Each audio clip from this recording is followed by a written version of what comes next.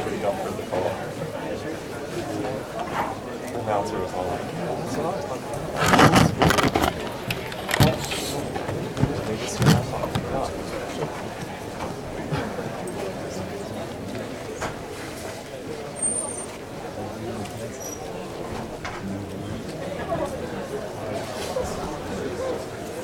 Go ahead.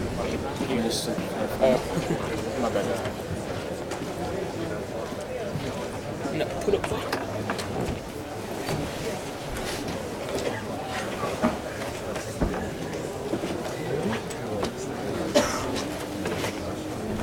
Oh, there it is. I thought it was up there. I'm going to take it up there.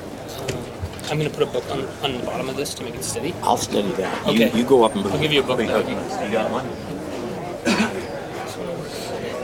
And you can come back and just check and see. Yes, I'm going to sit there. Okay, super. Thanks.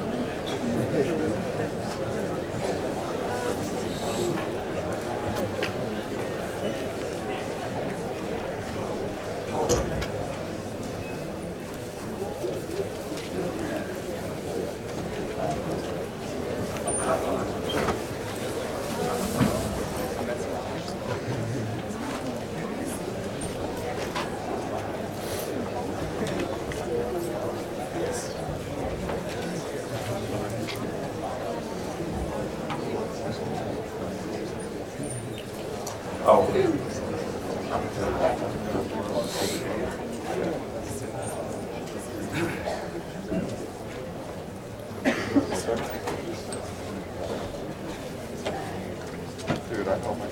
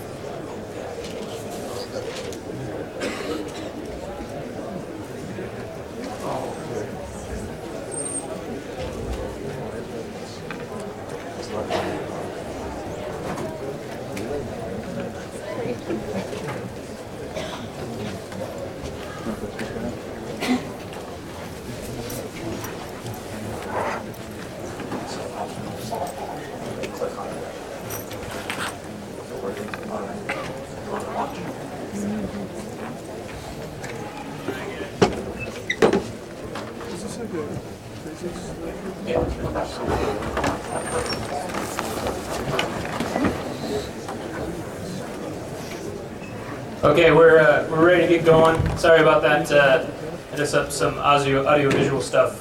They're actually taping this lecture for Warner for a couple organizations. Brother Brow couldn't be here today. He's attending to a family matter, so he apologizes for not being here. But first, he actually gave me explicit instructions to open with a prayer with all this. So if there's anybody out there who would like to raise your hand and give a prayer, that would be very much appreciated. I'm not going to do the... Yeah, thanks.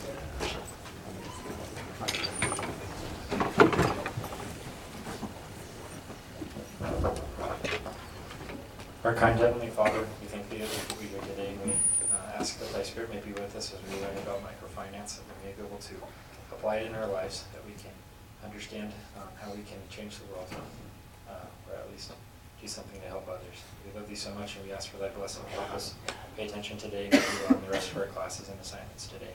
We love thee and say these things in the name of Jesus Christ. Amen. Thank you. All right, so you guys all should have read on the schedule. I think there was a chapter on microfinance. Everybody find it okay? Okay. So today we have Dr. Warner Woodworth. He works here at BYU in the Marriott School. He's a professor in organizational behavior. He's also one of the big guns in the microfinance portion of the world. If you guys are interested in saving the world, this is the most accessible thing that you will see at BYU. All of you can do it if you so desire and you have interest. But just to introduce Dr. Woodworth, he graduated from BYU in 1967 with a bachelor's in sociology and later got his master's 2 years later as well from BYU. He then went on to Michigan and got his master's in psychology in 1970, and finally he finished it off with a doctorate in 1974 also at the University of Michigan in organizational behavior and psychology. He's also been serving in microfinance and NGOs or non-governmental organizations for about 3 decades, so he knows a lot about the subject. He's helped about 350,000 microfinance people, microfinance entrepreneurs, to start businesses and improve their lives. He's also helped raise over $32 million for those people. So he's done a lot of work in the last 3 decades in this field. He's also received numerous awards in the field as well. In fact, he was appointed to the advisory council of the Grameen Bank in New York City by Muhammad Yunus, who was a Nobel Peace Prize winner several years ago. So he's very influential in this area and give you a lot of good examples of how you guys can help, and also just a general overview of what microfinance is and how it's helping those people who are in poor and destitute situations. Anyway, without further ado, this is Dr. Warner Woodworth. Please give him a welcome.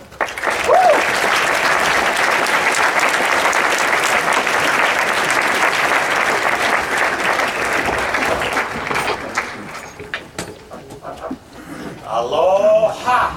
Aloha! Thank you.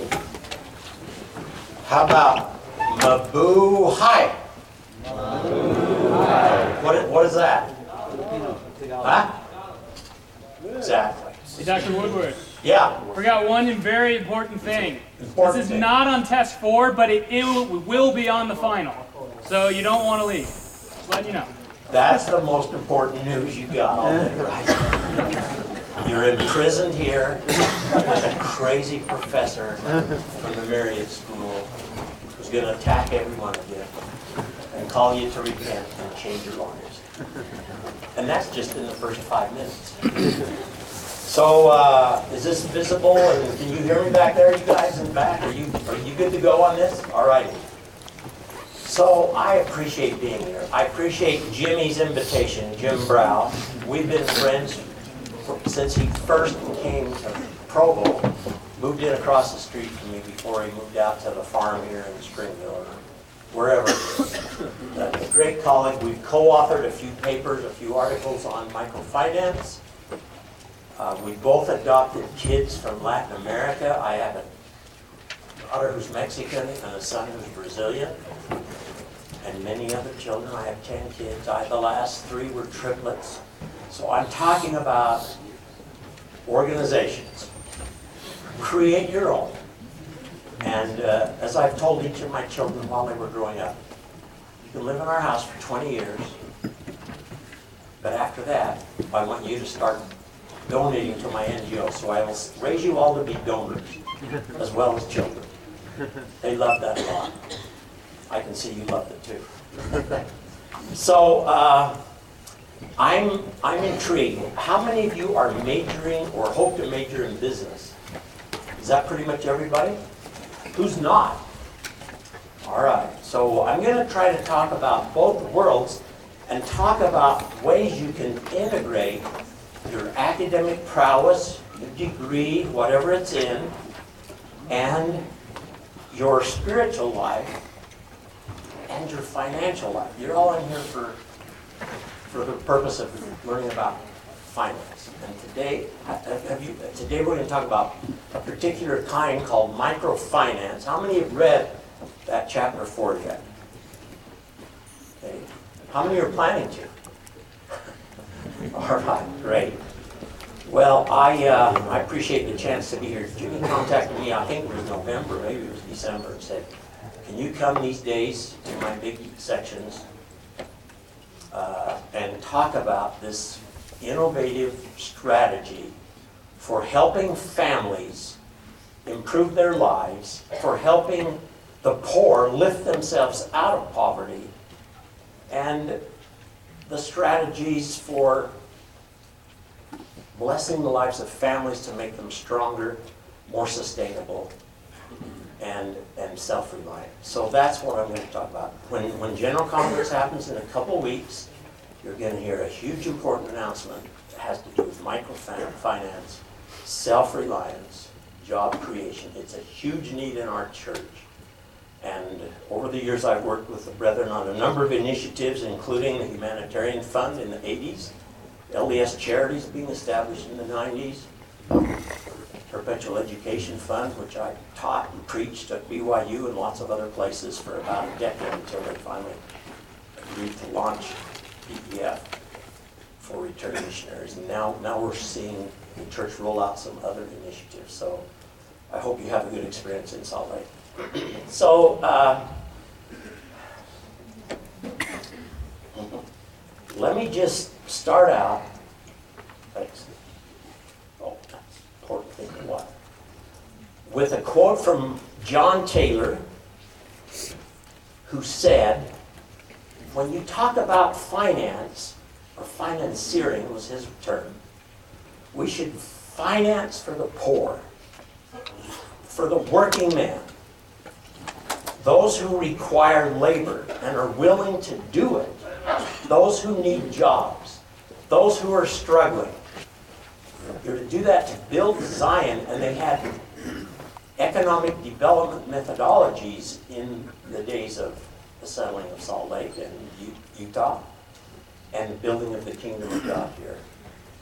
And a big chunk of what they did, we today might call microfinance of some sort or other, micro-enterprise development, creating jobs. This is your calling. It's not to build yourselves up, President Taylor says. Let's not have anybody crying for lack of bread or lack of a job. Thanks, Brent, for your introduction. My partner here, Muhammad Yunus, got a degree in finance and economics at Vanderbilt back in the late 60s, early 70s. His country was going through a civil war. Pakistan, India, and eventually what we now call Bangladesh were all broken out of the, well, essentially Bangladesh was created out of part of India, part of Pakistan. 1 million people died. He finishes the degree, goes home to his country with a job as a new PhD at Chittagong University. And there he starts teaching what his econ and finance professors had taught him in the text that he'd studied. And he finds none of that stuff works. It's largely irrelevant to the real world. It's great for the classroom, it's great for the doctoral dissertation, it's great at the university. And maybe even in the US and other industrialized nations, it didn't work back there. And so he got this idea to create what we call microcredit, to give a few dollars to a small group of women who were working outside the walls of the university. And he would walk this path through the jungle to his home and see them sweating and working every day. And he found out they only earned a penny or two a day. And they made big, beautiful baskets and stools and all kinds of crafts, carvings, and used reeds to create placemats, etc., and sell them. But they were victimized by the loan sharks. And he decided, when he tried to get a loan for them from a bank at the university, and they said, no, you can't loan to the poor. Why do you think a bank would say you can't loan to the poor? What might be a bank's rationale for turning down poor people? Say it louder. Too much risk. They're not going to pay it back. Do the poor have credit histories usually? Do they have credit cards? Do they have fancy cars as collateral? They had nothing. They lived in shanties. And so that's the genesis of this. And I've been working with Dr. Eunice now for probably 25 years. He's getting honored by the U.S. Congress next month. I'm going back for the big award ceremony. Nobel Peace Prize laureate. But most important of all, he's a guy who understands the poor and wants to use his training to make a difference, to help them. So he goes around the world these days helping launch movements for microfinance in Eastern Europe, in Poland, Ukraine, and Russia, throughout Africa, Asia, Latin America. And as you heard from Brent, we now have 5 Grameen Bank programs here in the U.S. Grameen America in New York, in Charlottesville, in Omaha, in the Bay Area. And I've been blessed to be able to help make some of that happen, and I'm working to raise $2 million so we can do the same here in Utah and help particularly the poor, particularly Native Americans, particularly Hispanic immigrants, and all the Asians that are in Salt Lake that have come here from Vietnam, other places, and struggle to survive. People said this stuff only works in very poor countries. We're finding it works perfectly here as well as it does anyplace else. The manager that we hired to start Grameen America in New York had worked for Grameen Bank in Bangladesh for 20-something years, Mr. Shah. He's doing exactly the same in New York. And they've given out 15,000 or so loans, 100% payback. And their staff are different women from different countries. One is Cuban. She works with all the Cuban clients. Another is from Zimbabwe. She works with a lot of the Africans, and others from Mexico.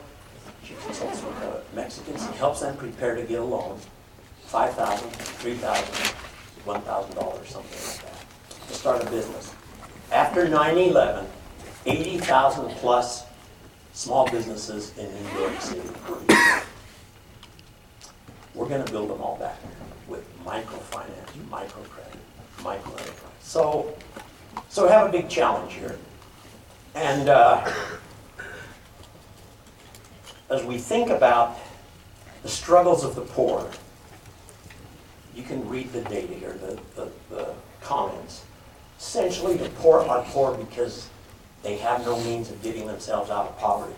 They receive loans if they have a little business of some sort, an income-generating operation. The only place they can get a loan is from a loan shark. In the Philippines, when I started working there with some students in 1989-90, I don't know, were you guys born then? Anybody born in all the old people in the class? We started there, and we found Latter-day Saints were much more poor than the Catholics. The Philippines used to be number 2 economy in Asia, second behind Japan, and by the time we started there, it was second from the bottom. And so I felt inspired. I prayed. I talked with friends, talked with Filipino colleagues, and some of the brethren in Salt Lake, and they said, yeah, if you could go help us. Because our church is more poor every decade. The church in the Philippines is worse off than the previous decade. There's a variety of factors. I don't want to take time going into that. So we go over there and we meet these people, some Latter-day Saints, some neighbors, some whoever, and they'll go buy, they'll get a loan in the morning from a lender. They call them 5-6 lenders. They'll get 5 pesos in the morning and go buy some rice and cook it up and make some food and sell on the street. Or they'll go and buy some pineapple and mangoes and stuff and sell it in the market just a little bit more than what they paid for at wholesale. And that night they'll go back to the loan shark and they will essentially pay him, and it's always a him, pay him 6 pesos that night, which we calculated at some point was like 3,200% a year. So the poor are never getting out of that. Even conservative economists like Friedman say the poor are poor because they have no access to capital. And one of his big interests was to help move the idea of microcredit forward. At first he said it wouldn't work, then he became converted to it. So here's some definitions, just quick scan. Usually the term micro-entrepreneur refers to a person receiving a micro-loan to start a business. We all talk about entrepreneurs. Micro-entrepreneurs are doing tiny little businesses that most of us would think has no future. Microcredit is the loan they may get for a tiny business, a micro-enterprise, which is another term there. Usually a micro-enterprise is 1 or 2 individuals, maybe the husband, the wife, maybe the woman and her teenage kids or whatever. And it's informal, it's black market, it's not registered. Nobody tracks them. They have no credit history, even though they may have a little business, okay? When we get a group of people together, like the first 10 rows here, I might go into a village and ask you if you're interested in starting a business. And the reason they're going to say yes is because there's nobody that's going to hire you. There aren't that many jobs in the formal economy in lots of countries. So if you want a job, if you need to feed your kids, you're going to want to start your own little micro-enterprise. And I'm going to train you how to do that, and we'll set up solidarity groups, etc. We'll give you a loan, $100, and maybe, $5 or $10 interest, pay back over 4 months or something like that. And that's how this little movement started.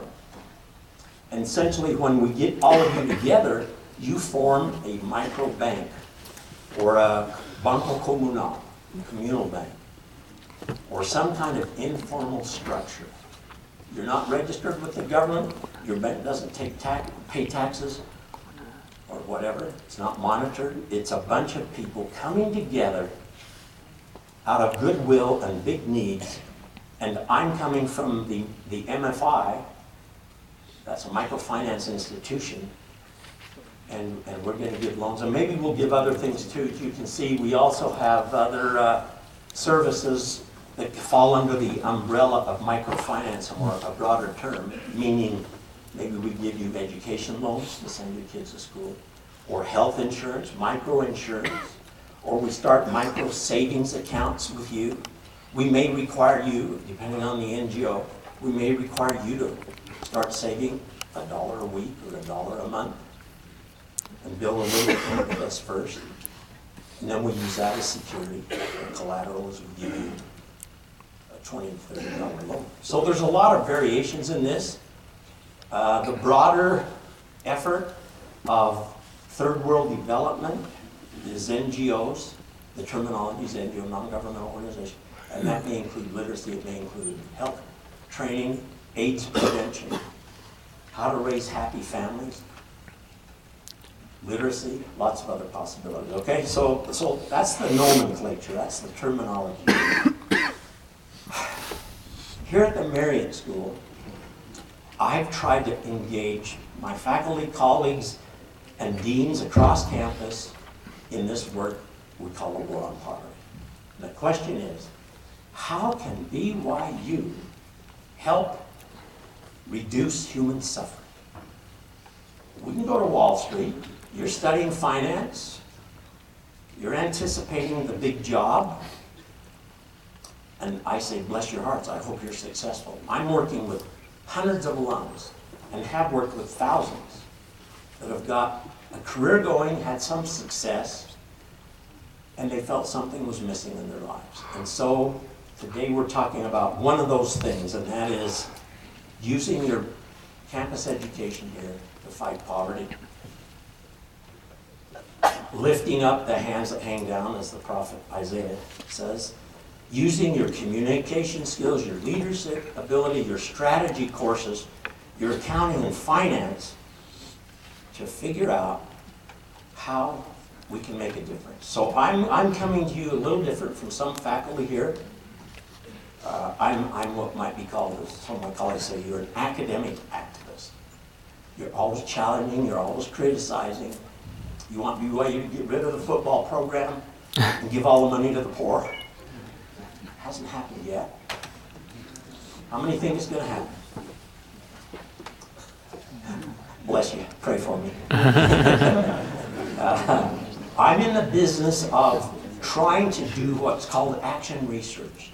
That is, apply our educational competence to real world problems. And I'm in the last days of my career. We might say this is my last lecture. I'm teaching my last microfinance course this semester. I'm retiring next fall. I won't have to grade more papers, get more students, and I'll be able to spend my whole life with my wife, traveling the globe, trying to work with poor communities, trying to help MFIs become more effective, trying to raise more money. And so that's sort of my agenda here today, okay? So hopefully you'll get a handle on it. I'm going to just run through quickly a few statements from some of the church's leaders about microfinance, poverty, how to practice Mormon charity, which President Joseph F. Smith said wasn't a handout. Instead, charity in our faith has to do with assisting the poor so they can start helping themselves and in turn reach out and help others. It's a dramatically different definition than many others. And here's Brother Brigham, who founded our school. He says the poor are poor because of a lack of opportunity. They're not lazy. They're not waiting for somebody to solve their life's problems. They don't know how. They lack the skills, and they don't have the opportunity. And that was true in his day. It's true in our day with many people around the globe. If you go to the third world, how many have been to Asia? Wow. How many have been to Latin America? Fantastic. How many speak Portuguese? The language of the Garden of Eden, the Adamic language, thank you. God does understand Spanish, but he speaks Portuguese, his native language. Just letting you all know. How many, did I say Africa? How many have been to Africa? Not many. That's where huge challenges are for the church, for the world, and opportunities for you and me. So Brigham is saying our calling, our purpose, is to help those who are suffering and struggling. And he argues that we should take a moral view and a political view and look at inequality and change our society. In his day, the richest people in that society had 10 or 15 times the income of the poorest. You know what it was last year in the U.S.? Huh? More.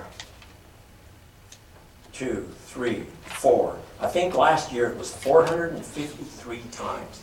The top income earners in our society received over and above the poorest. That's just within companies. Those are executives compared to the ratio with their lowest paid full-time workers in their companies. Our middle class has been disappearing. We've got big challenges today. That's a lot of what the last election was about. And Brigham is saying until we get rid of that inequality, we're not going to be a Zion society. So here's just a handful of other quotes. On July 24th, Pioneer Day, in Asia, we started a little United Order organization with a group of women to make jewelry.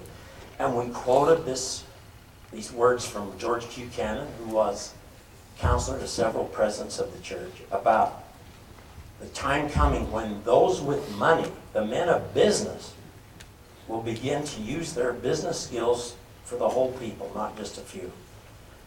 Here's John Taylor, another quote. We've got to introduce correct principles of morality, social, political principles, to be the co-laborer with the Lord in building a better society here and now. And Lorenzo Snow, you should use your money. When you get your careers going, he would argue, you should use your money not to invest in fancy gold or whatever, precious metals, but instead to create jobs in your community, in your state, in your ward. And Joseph F. Smith says, the prophet taught that if we as a people cannot save our members in this life, we'll never have the power to save them in the next. So there's something about all this. President Hinckley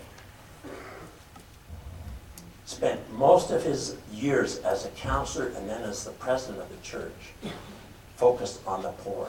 We talk about his temples. He did much more in terms of anti-poverty programs in the church than he did in the building of temples and the creation of these small new temples.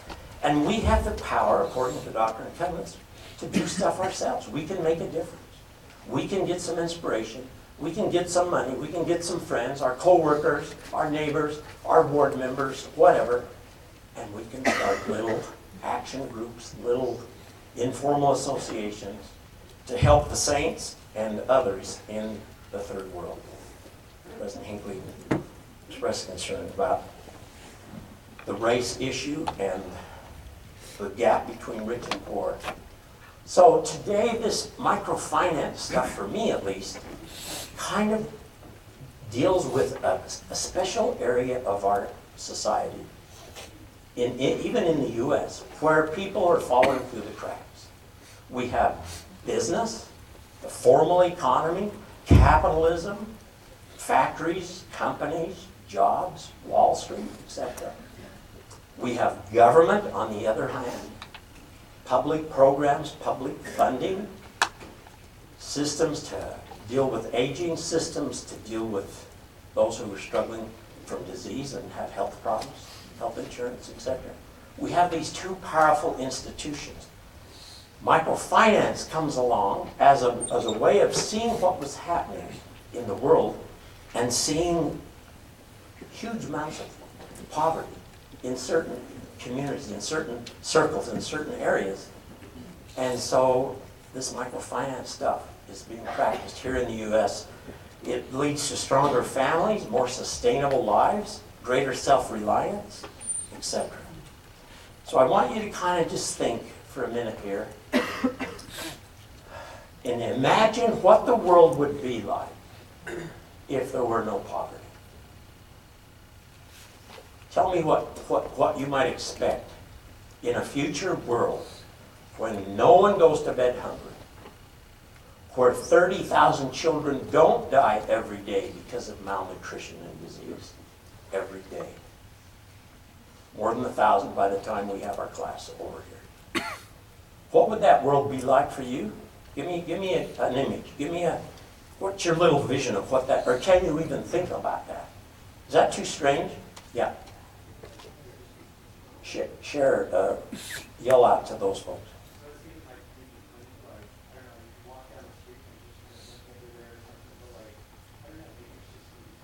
So the new world, when you get rid of poverty, people will take care of what they have, and it'll be clean streets, clean communities, not the pollution and crime and stuff we got now. Who else? Anybody else? I know you're thinking of it. What's your name? Yeah. Brittany. Envision a world without poverty. What might that be like? Less judgment. Why? Is there judgment now? We judge each other. We compete. President Benson gave that great talk on pride. He said the root of pride is competition. And if we can change that in our hearts, pride will disappear. So yeah, the gap between haves and have-nots is a problem, huh? Is that what you're saying? Yes. Less crime. Why? I just want to feed my kids tonight. I'm going to go in the Safeways and take some bread or veggies or maybe meat once a week. Yeah. Better education, more progress, more innovations, more inventions. Yeah. Yeah. Less war. Huge proportion of the conflicts in the world's history have been over the issue of scarcity, territory, wealth, etc. So I'm hoping today to give you a little bit of a vision of what that future world might be like. Eunice and I talk about how we hope in our lifetimes poverty will be eliminated. The UN Millennial Goals, 2015, the hope is to take 1 billion people off the extreme poverty list that's been pursued for more than a dozen years now. I don't know if we're going to make it or not. We've had a recession lately, but it's hard. But Eunice and I, often when we're together speaking at some conference, we talk about imagining when poverty is not even understood in our world. And if your kids hear something about it, they ask you, Mommy, Daddy, at school today they talked about a time when people were poor in Provo or in California or in Ghana. And the mother and the dad would say, well, for home evening next Monday, let's go downtown. We'll go to the Poverty Museum and see what life was like there.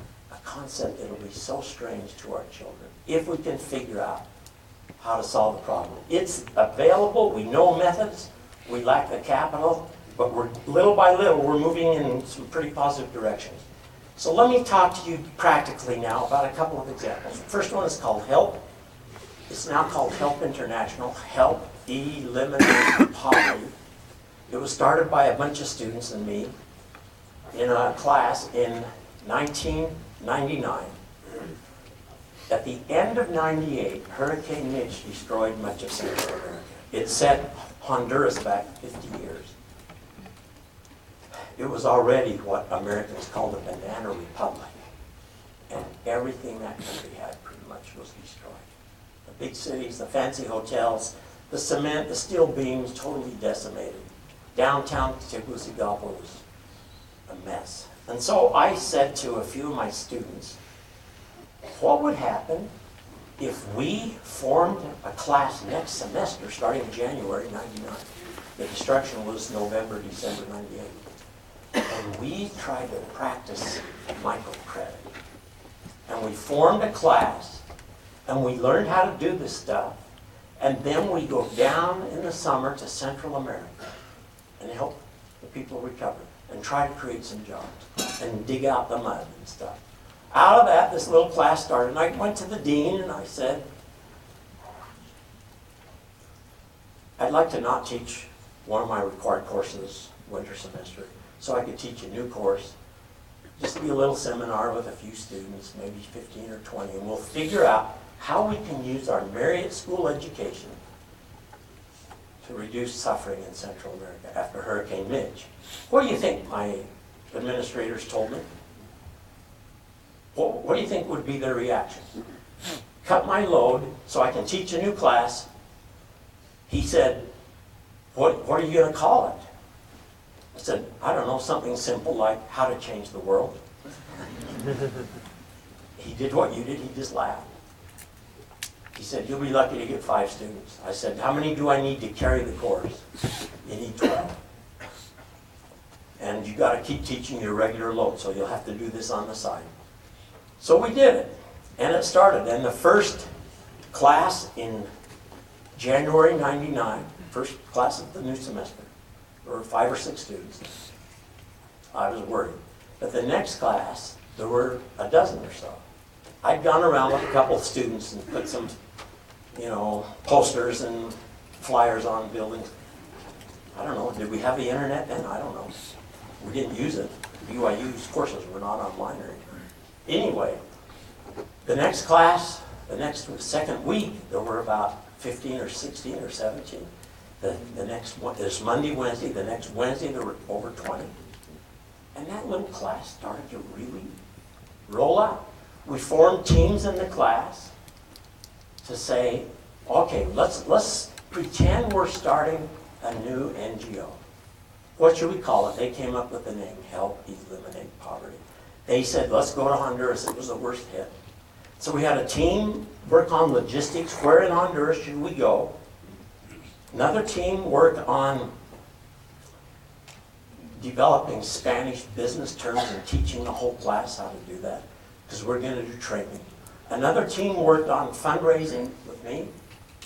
I remember asking the dean for more money, and then the ASB. We didn't have Orca back then. We didn't have students going out to learn in the world.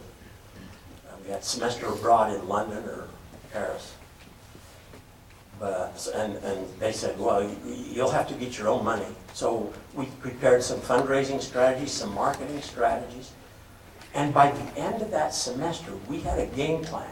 We knew that there was a lot of suffering. We had a vision. We can make a difference. We did training. We developed strategies. We partnered with an organization called FINCA, which is a major microfinance organization in Central America. Because I was saying, we're not going to have people there all year, so we're going to give out loans and start microenterprises. Let's do it with FINCA, and then we can do the training and give them the money. FINCA can maintain them, build them into their groups, and when they've paid off their loans, get second loans and grow their microenterprises. So that's what we did. And we found how empowered we could be, just as humble students here at BYU, in going out to do this work. The destruction was humongous, 20,000 dead, 20,000 missing, 1 million homeless. And the crops destroyed, the big companies, the big fruit companies, were all saying they were going to leave us and we would have nothing left. What am I doing here?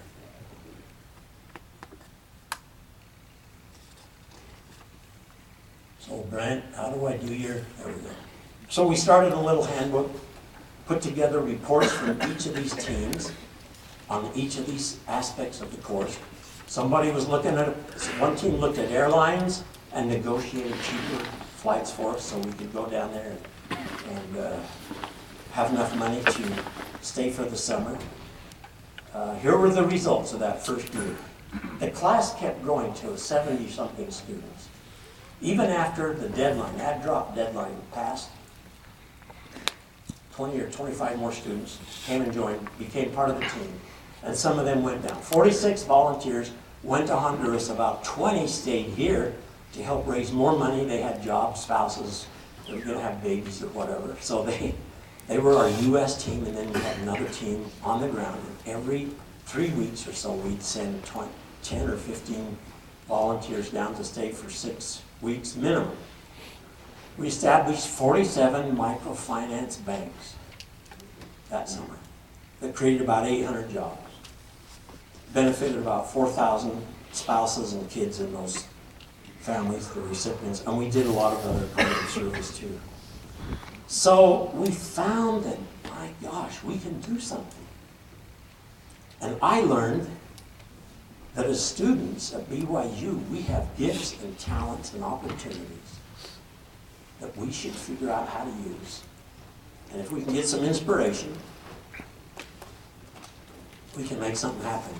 Vicki is just one of those individuals, blonde-haired, BYU co-ed, unhappy here, didn't want to go home to her family for the summer, didn't want to stay here at BYU, so she volunteered to go with her roommate. She said she was going for a month, she ended up staying 4 months. At the end of the summer, she kept stretching it out, taking her flight, her ticket in and pushing it back another month with the airlines in the capital at the airport. The end of the summer comes and she comes back to see me. And I'd wonder, why did she keep extending? She didn't seem like she was a happy volunteer to start with, and she ended up staying all summer. She came to see me. I said, what was the best experience? What was it like? What did you feel? She said, well, we started with microfinance and training, and then My roommate and I moved out into a little village in the rural area of the jungle, and there was a health clinic there, and they hadn't had a doctor since the floods. So we volunteered there, and we taught AIDS and HIV prevention. We taught simple first aid stuff. We put together little braces on kids that got sprained or broken or whatever. And I said, what was the coolest experience of all? She said, it was when I was able to deliver 5 babies. And I remember just being so shocked. All I could think of was, the dean's gonna call me any minute about this complaint, or the president, or the lawyers of the university. I said, oh, so tell me, how many of those babies lived? Oh, they all lived, they're all doing great. I said, whew, thank you so much, I'm so glad. And then I said, I didn't realize you were in pre-med. She said, oh, I'm not, I'm in accounting. Figure that one out. And she had been somewhat inactive in the church that previous year, her first year here. She got active in the church there. She came back soon after, put her mission papers in, and went on a mission. So this is the kind of NGO experience or microfinance opportunity that can change lives. Here's the next year, we spread on beyond Honduras to Peru, Venezuela, and El Salvador. And we just kept going. I'm going to skip some of this. We kept doing more things besides microfinance, helping families create these little square foot gardens that triple their produce. And with that, they can start a little business selling vegetables in the marketplace or whatever. Other technologies like solar-powered stoves. And so we began to build partnerships. I'm going to skip this Maria story here. But this effort, this humble little effort by a bunch of students that some people said has got no legs, got no future. Here we are today, 2013, a bunch of countries, all kinds of skills being developed and shared, and microfinance lending has not been as important the last few years because this has become such a huge movement in some of these countries.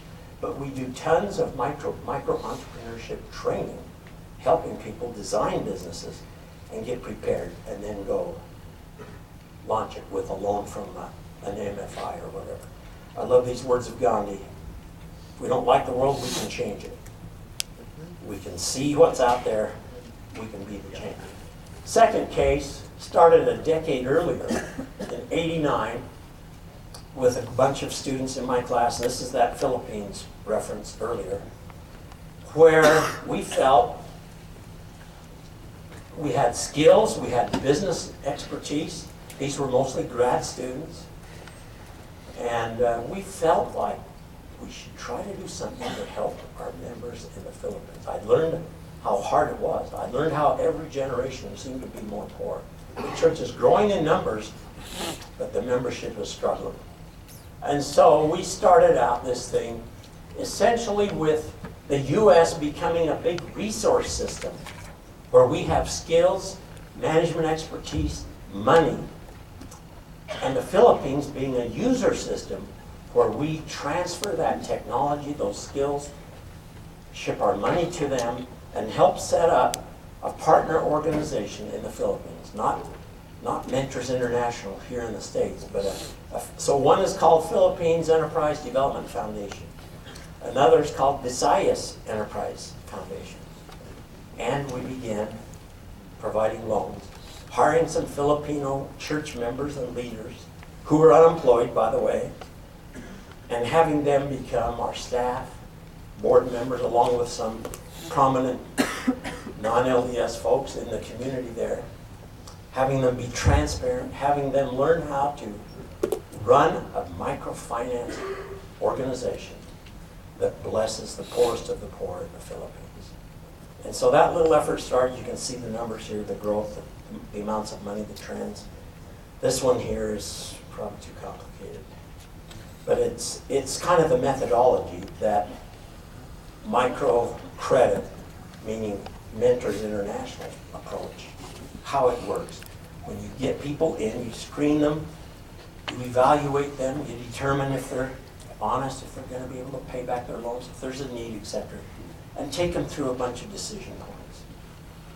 And what we found was that what we were doing, we started out to do to help the poor in the Philippines, in the developing country. We also found that it blessed us in the U.S., in the developed country.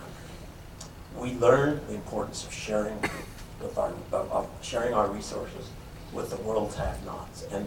And so Mentors has been going ever since then. We decided we're going to focus on the very poorest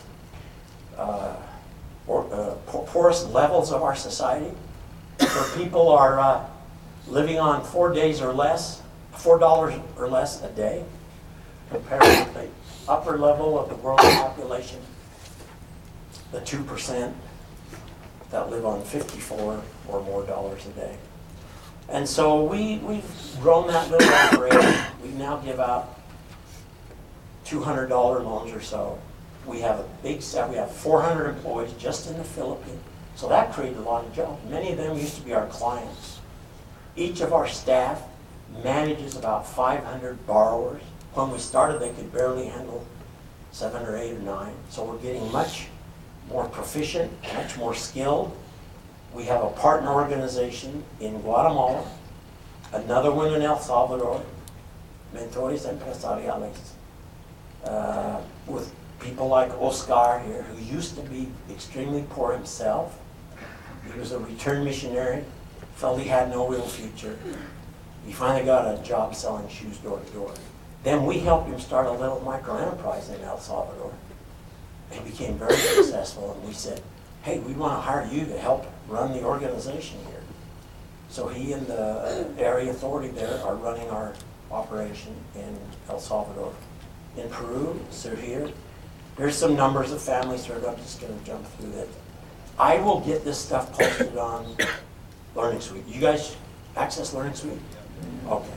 So you can take a look, study these numbers, figures. Here's what we ended up getting in terms of donations.